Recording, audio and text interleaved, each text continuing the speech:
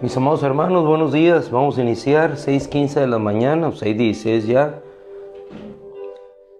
Hoy quisiera dar una continuación de las semanas anteriores en cuanto a definir quién es nuestro Dios. Ese Dios de libertad, ese Dios que nos lleva de triunfo en triunfo, de victoria en victoria, y lo que a nosotros nos corresponde. Vamos a ir a una cita que se encuentra en la epístola a los Filipenses, Filipenses, por favor, capítulo 3. ¿Qué nos resta a nosotros? Yo no sé lo que haya sucedido el día de ayer. Lo que sí sabemos y que es lo que debemos hacer es extendernos siempre hacia adelante, sabiendo que nos espera una corona de justicia y que las cosas aquí en la tierra no habrán siempre de ser de lo mejor. Pero independientemente de una cosa, de la otra, no nos mueve lo que vemos, nos mueve lo que no vemos y continuamos y seguimos adelante por la gracia de aquel que nos alcanzó y nos lleva en ese triunfo, en esa victoria. Filipenses capítulo 3, versículo 12. Y aquí nos vamos a detener un momentito para ver cómo el apóstol Pablo con toda humildad puede decir y expresar a sus hermanos, a los filipenses, quienes se encontraban en una lucha, al igual que él en prisión, pero les da un llamado que a nosotros nos hace también en esta mañana, que nos olvidemos de aquello que quedó atrás, porque sabemos y entendemos que tenemos un Dios todopoderoso, que tenemos un Dios de libertad, que tenemos un Dios que es inmutable, que no cambia, que va a estar con nosotros. Entonces, independientemente de lo que estés pasando ahorita o de lo que hayas pasado el día de ayer, de la situación en la que te encuentres, sea que lo hayas superado o que todavía estés en ese proceso de superación de lo que te envuelve, que en ocasiones no sabemos ni por dónde viene ni por qué sucede, simplemente sobrevienen las cosas.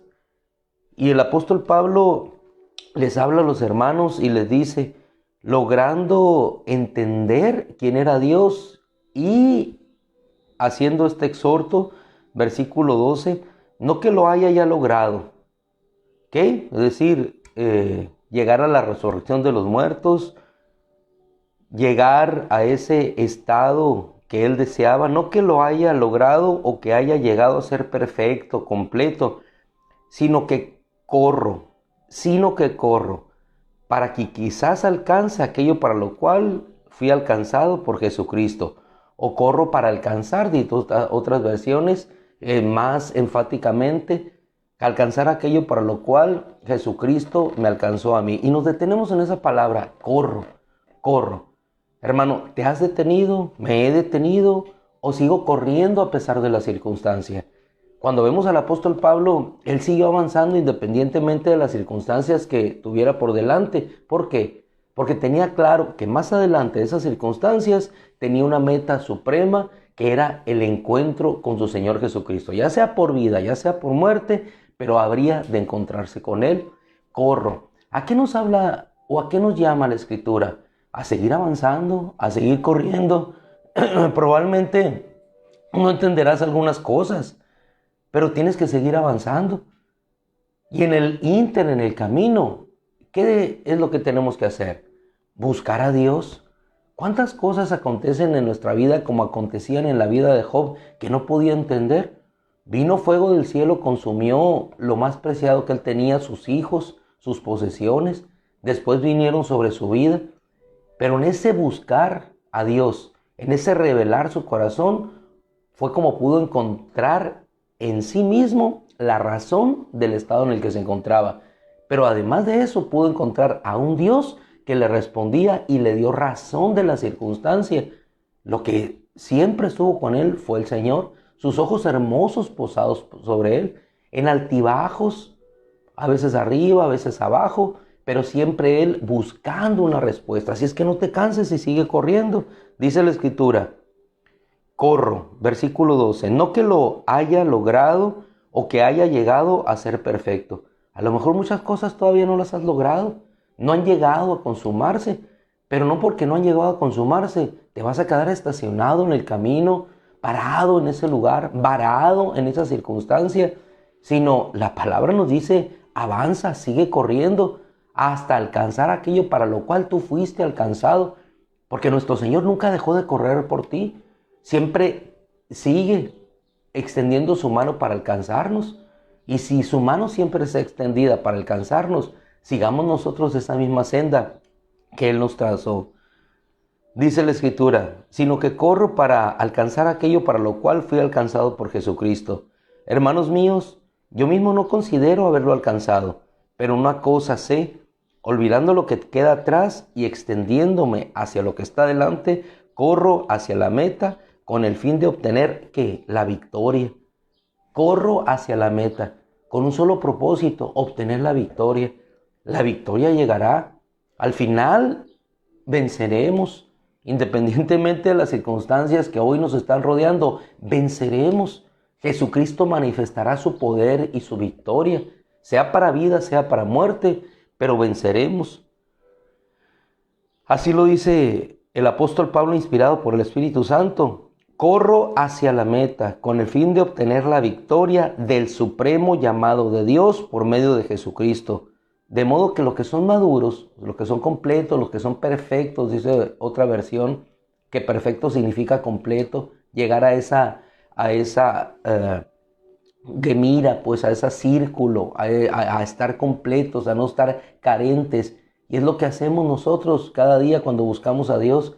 Nos vamos perfeccionando en Él, vamos perfeccionando nuestra confianza en Él, el depositar todo lo que somos, el avanzar independientemente de lo que encontremos, confiando siempre en Él. Así es que los que somos perfectos o vamos caminando en esta misma senda, como dice nuestro hermano Pablo, sigamos en este mismo modo de pensar. Piensen en estas cosas. Y si ustedes piensan algo distinto, también esto se los revelará Dios. Es decir, si pensamos algo distinto, buscamos algo que no entendemos, en su momento determinado, Dios lo revelará. Ahora, en ese correr y en ese avanzar, hermano, avanzamos no dando como golpes al aire, pero también en ese avanzar, en ese caminar, siempre vamos a encontrar oposición. Y eso es claro. Y es lo que el apóstol Pablo les hablaba igualmente a los hermanos de Éfeso, diciéndoles en el capítulo 6, versículo 10, por lo demás, hermanos míos, fortalézcanse en nuestro Señor. ¿Qué es lo que queda cuando estás en una prueba, en una tribulación? Fortalecerte en el Señor. ¿De dónde vas a adquirir tu fuerza, tu fortaleza para seguir adelante? ¿De dónde vas a sacar fuerzas en la debilidad? ¿De Dios? ¿De dónde vas a sacar ánimo, entusiasmo y fuerza para proseguir? Quizás en una tarea sencilla como cuidar a tu madre, cuidar a tu padre. Una tarea difícil como la que vemos cuando algunos de nuestros hijos, y hablo en la generalidad del común de las sociedades, se van por caminos extraviados, por caminos que no conducen a Dios, caminos de la vida de disipación, caminos de la vida que los lleva a los vicios, hacia aquellas sustancias que demeritan su vida y que después hacen de ellos todo lo que Dios no planeó en su diseño para su vida. Cuando vemos que los matrimonios se deshacen, todas esas cosas, hermano, que en ocasiones hacen que nuestro ánimo decaiga, que no vemos lo que quisiéramos ver, no vemos la sociedad en paz como tantos pregonan, no vemos todavía aquel himno de Beethoven resurgir el día en que los hombres volverán a ser hermanos.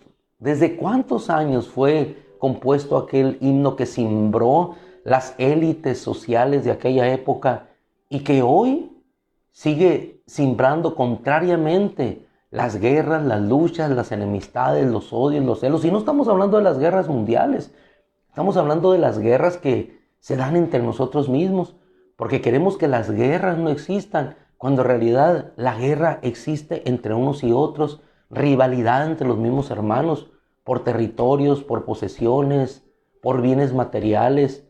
Todo está en el ser humano.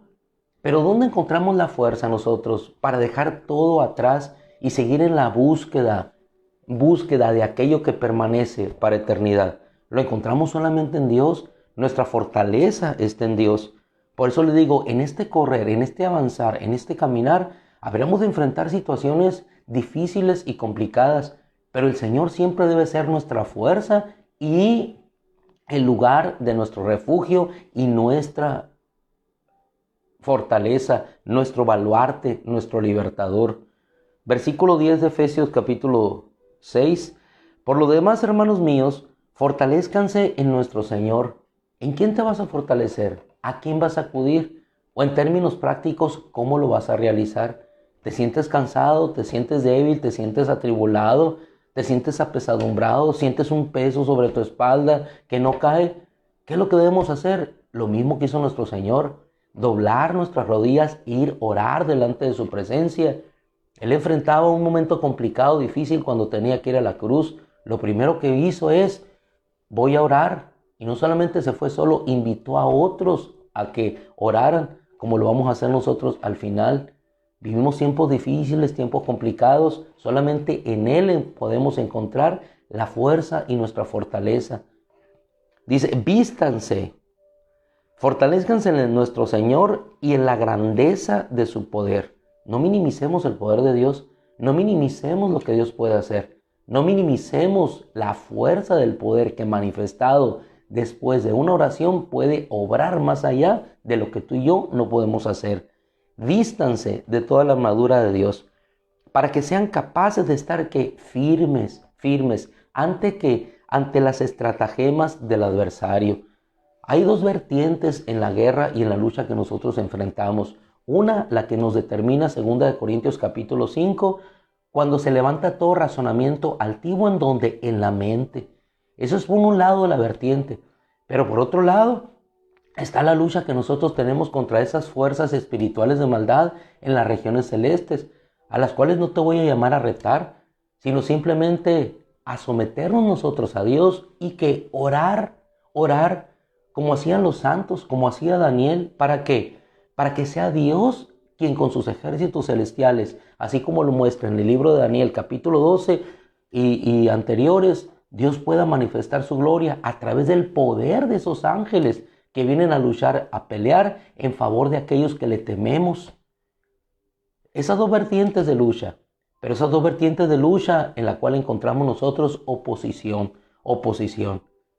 Así como la enfrentó nuestro Señor aquel día cuando llegó al Getsemaní y oró y gruesas gotas, como gotas de sangre, corrían sobre su cabeza. Porque, dice, y sean capaces de estar firmes ante las estratagemas. Un enemigo común con estratagemas para hacer desviar tu mirada de Cristo, para hacer desviar tu mirada del Evangelio, para hacer desviar tu mirada de la gloria de Dios. El principio de nuestro Señor, Lucas capítulo 4, iniciando el Señor lleno del Espíritu Santo, el enemigo tentándolo, el Señor repeliéndole con la palabra y en la obediencia a esa palabra, porque no solamente se trata del conocimiento de la palabra, sino de someternos al señorío de esa palabra. El enemigo conocía la palabra, sin embargo, era el máximo rebelde en contra de esa palabra y el peor opositor. El Señor conocía la palabra, Él era la misma palabra, pero sujeto a esa palabra, sujeto a la misma palabra que Él había dado, glorificando a Dios, para que estén firmes ante las estratagemas del adversario. ¿Cuáles son las estratagemas del adversario? Desviarte del propósito de Dios. Pedro, Señor, no te acontezca tal cosa. Apártate de mí, oponente, me eres piedra de tropiezo. Hermano, vamos a encontrar piedras de tropiezo. No pienses que todo el camino en la vida cristiana está llano, está sin altibajos. Habremos de enfrentarlo. Nuestra lucha, dice enseguida el apóstol Pablo en el versículo 12, no es contra carne y sangre, no es pelear con armas carnales, sino con armas espirituales.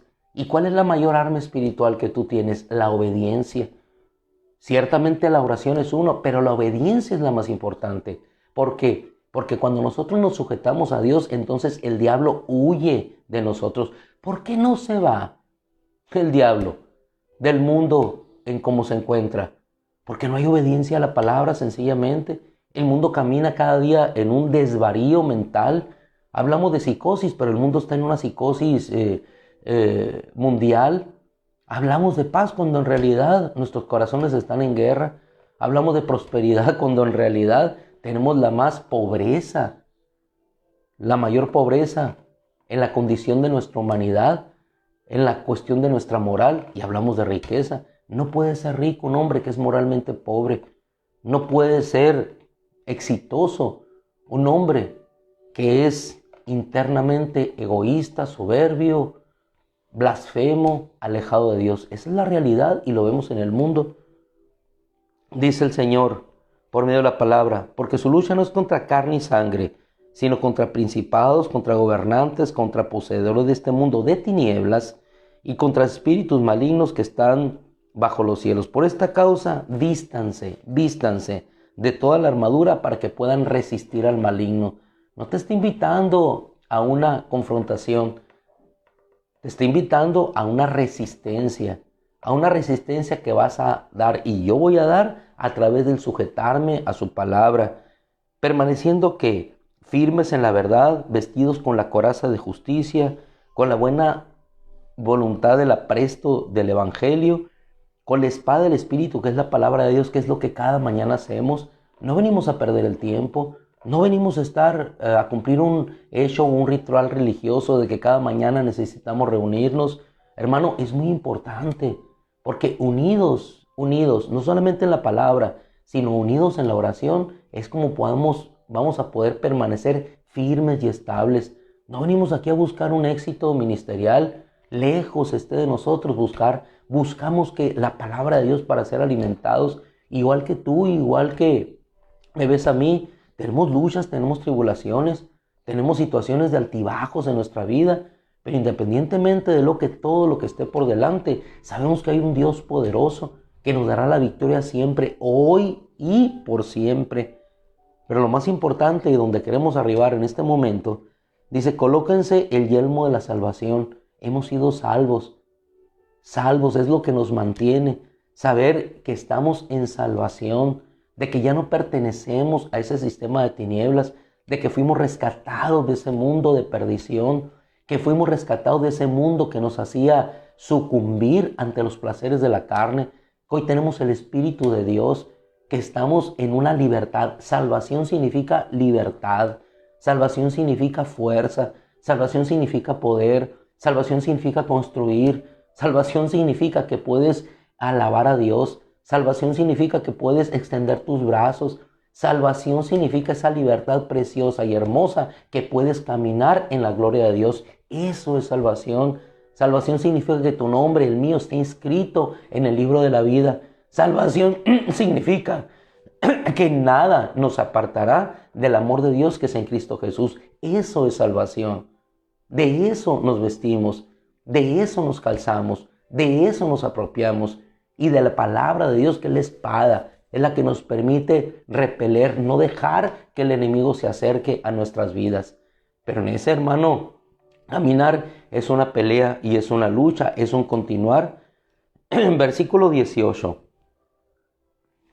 dice la Escritura, ¿cómo? Orando, hermano. Y es lo que vamos a hacer en los últimos 3 minutos que nos restan. Orando en todo tiempo en el Espíritu, con toda oración y ruego, velando en oración siempre, orando e implorando continuamente por todos los santos. En la oración tenemos el recurso poderoso para poder tener nosotros lo que Pablo le dice a Timoteo, capítulo 2, versículo 1. Ante todo que se presenten ante Dios súplicas, oraciones, intercesiones y acciones de gracias por todos los hombres, por los reyes y por los príncipes, para que llevemos una vida tranquila y reposada en reverencia a Dios y pureza. ¿Cuál es el propósito de la oración? No podemos nosotros rebelarnos contra los reyes, no podemos tomar las armas, no podemos tomar nosotros inclinación o filiación hacia un César, hacia el César de un partido, hacia el César del otro partido, pensando que son los partidos los que habrán de resolver, o las plataformas ideológicas o políticas las que habrán de resolver la situación de este mundo. Veamos cómo está este mundo. No hay plataforma ideológica, no hay líder mundial que pueda hacer frente a las miserias de esta tierra. ¿Quién es el único? Jesucristo. Él es el único. Y nuestra vida va a cambiar solamente por Jesucristo. Y nuestras familias van a cambiar solamente por Jesucristo. ¿Qué te toca a ti y a mí? ¿Y qué me toca si yo no puedo quitar o poner reyes? Yo no soy Dios para poner autoridades. Se piensa que las democracias los ponen, siendo que en realidad Dios es el que establece las autoridades. Ahora, si nosotros vamos a pedir por los reyes, por las autoridades, ¿cuál es el propósito o el fin? Que vivamos una vida en toda pureza y en reverencia. ¿La está viviendo la iglesia? ¿La iglesia vive una vida en reverencia, en toda pureza? ¿Buscan los jóvenes la integridad física? ¿Buscan los jóvenes al Señor? ¿Buscamos los matrimonios, la unidad entre nosotros, alejándonos de los adulterios, alejándonos de las infidelidades? ¿Buscamos los ministros la gloria de Dios o buscamos nuestra propia gloria? ¿Buscamos la bendición del pueblo de Dios o buscamos nuestra propia bendición? Esa es la realidad de las cosas. Buscar tiempos de quietud, ¿para qué? Para vivir una vida que me encierre en esta tierra o para buscar una vida que agrade a Dios. Hermano, nunca perdamos la visión de aquel que nos rescató. Nos rescató con un propósito muy claro, llegar con Él y estar con Él en la eternidad por siempre. Y nuestro paso por esta tierra sencillamente es un paso transitorio, llevados por el Espíritu Santo en santificación para poder ser agradables delante de Él. Y es lo que dice nuestro hermano Pablo en la segunda de Corintios, capítulo 5, versículo 10, procuramos serle agradables. Así es que nuestra lucha, hermano, no es contra carne, no es contra sangre, sino contra principados. ¿Y cuál es el camino? La oración. Así es que yo te invito, a raíz de este inicio en esta semana, todos los días, de aquí hasta el viernes, habremos de estar orando según nos expone el apóstol Pablo a Timoteo, por los reyes, por los príncipes, para que llevemos una vida tranquila, reposada, en toda reverencia a Dios y pureza. Vamos a orar así y no vamos a desistir, como dice nuestro hermano Pablo a los efesios, orando de esa manera, orando continuamente por todos los santos, y no solamente por eso, sino para que me sea dada palabra. Él pedía esa oración. 3 minutos, terminamos. Oramos de esta manera, pero unámonos, en serio, unámonos.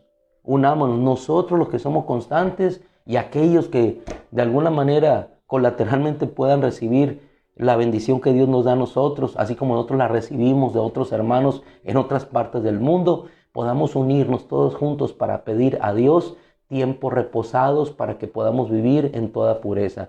El mundo se desmorona.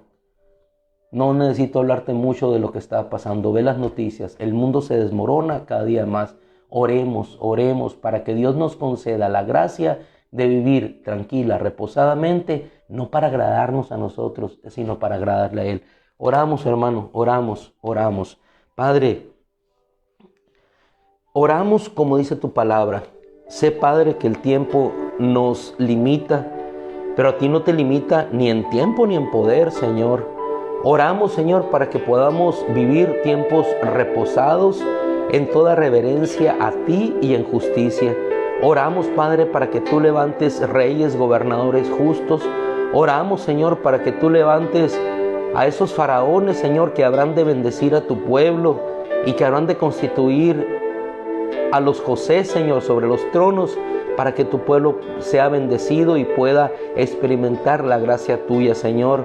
Oramos, Señor, para que tú levantes hombres y mujeres, Señor, temerosos, reverentes a ti, que ocupen, Señor, las posiciones adecuadas en la autoridad, en las sillas de poder adecuadas, para que nosotros podamos tener una vida reposada en ti. Oramos, Señor, por las naciones que se han alejado de tu palabra, Señor, las naciones que fueron precursoras, Señor, del puritanismo, Señor, de la palabra viva. Oramos, Señor, por esas naciones que tú levantaste como estandartes de tu evangelio y que hoy, Señor, sus banderas caen caen, Señor, no porque sean o hayan dejado de ser las grandes potencias del pasado, Señor, sino porque aquella bandera, Señor, del Evangelio de la paz que era enarbolada hacia todas las naciones ha caído, Señor. Hoy se levantan banderas que buscan solamente, Señor, el propio gozo y entusiasmo. Las iglesias han quedado, Señor, vacías. Las bancas, Señor, están sin ocupar.